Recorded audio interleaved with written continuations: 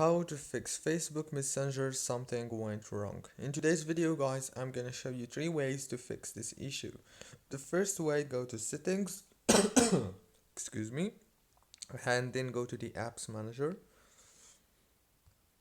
When you open the apps manager on this page, you will find all the apps that you have on your phone. So all what you want to do is wait a few seconds and then scroll until you find Messenger.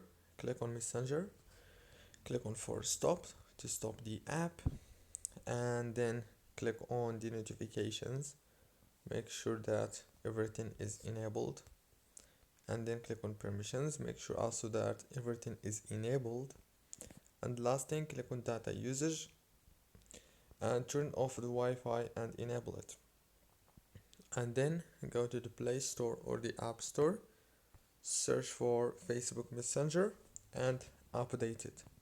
After you update it, the problem must be solved. So don't forget to like, subscribe. Thank you for watching.